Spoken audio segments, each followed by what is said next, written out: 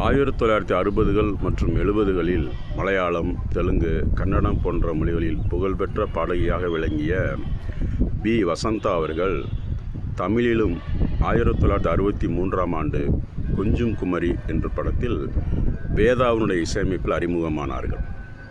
K.J.. ஜேசுதாஸுடன் முதல் பாடல் ஆசை வந்த பின்னே அருகில் வந்த பெண்ணே என்று அந்த கே.ஜே. ஜேசுதாவுடன் பாடிய முதல் பாடல் ஹிட்டாகத்தான் இருந்தது. தொடர்ந்து அவர்களுக்கு எம்.எஸ். விஸ்வநாதன், கே.வி. மகாதேவன் போன்றோருடைய இசையமைப்பில் பாடல்கள் கிடைத்தாலும் அவை பெரும்பாலும் ஹம்மிங் பாடல்களாகவே அமைந்திருந்தன. உதாரணத்துக்கு ஜெயலலிதா நடித்த படங்கள் திருவளர் செல்வியோ, அந்த பாடலில் ஒரு அருமையான ஹம்மிங் கொடுத்திருப்பார். அதேபோல் சிவாஜி கணேசனுடன் ராஜா என்ற படத்திலே என்னை விட்டு வேறு யாரு உன்னை தொடுவார், அதுலேயும் பி. வசந்தாவுடைய ஹம்மிங் மிக அருமையாக இருக்கும்.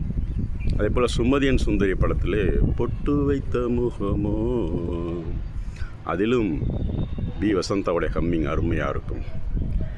ஜெயலலிதாவுக்கு இப்படியாக அவர் ஹம்மிங் கொடுத்ததனுடைய அந்த நன்றி கடனாகவே ஜெயலலிதா தன் ஆட்சி காலத்தில் அவர்களுக்கு கலைமாமணி பட்டம் கொடுத்து சிறப்பித்தார். இத்தனை சிறப்புகள் பெற்ற அவர் பெரும்பாலும் ஹம்மிங் பாடலுக்கே புகழ்பெற்று விளங்கினார். ஏன் தனித்து பாடவில்லை, நிறைய பாடல் கிடைக்கவில்லை என்பது தெரியாத விஷயமாகத்தான் இருக்கிறது. வசந்த மாளிகை படத்திலே ஒரு கிண்ணத்தை ஏந்துகின்றேன், அந்த பாடலிலே டிஎம்எஸ் எல்ஆர் ஈஸ்வரியுடன் பி. வசந்தாவும் பாடியிருப்பார்கள்.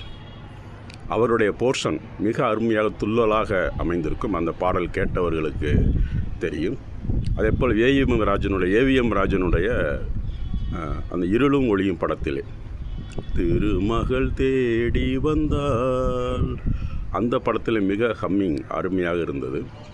ஜெய்சங்கருடன் ஒரு படம், அந்த படத்தில் பார்த்திங்கன்னா இன்று முதல் செல்வம் இது என் அழகு தெய்வம் இது, அருமையான ஹம்மிங் பாடல். அது மிக ஜெய்சங்கருடைய படம் என்று நினைக்கிறேன். அதுலேயும் ஒரு ஹம்மிங் பாடல் அருமையாக இருந்தது.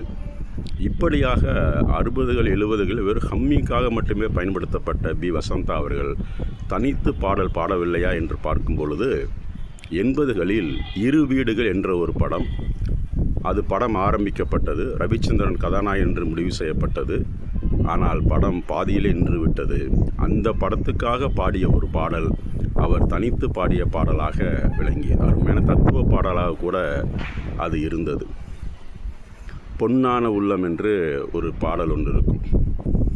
பொன்னான உள்ளம் அது உனக்காக அப்படிங்கிற அந்த பாடலிலே இடையில வருகின்ற சரணங்கள் மிக அருமையாக, தலைமேல் பாரம் இருந்தாலும் நாம் தனி வழியாக நடந்தாலும் வழித்துணையாக வருவதற்கு தெய்வம் வரமென தந்த மனம் இருக்கு, பொன்னான உள்ளம் உன்னோடு இருக்க கண்ணான கண்ணே பயம் வேண்டாம், பயம் வேண்டாம் பயம் வேண்டாம் என்று ஒரு தன்னம்பிக்கை தரக்கூடிய பாடலாக மிகச் சிறப்பாக அமைந்திருந்தது. இத்தனை சிறப்புகள் கொண்ட பி. வசந்தா அவர்கள் ஏன் பிரகாசிக்கவில்லை என்பது தெரியாத புதிராகத்தான் இருக்கிறது.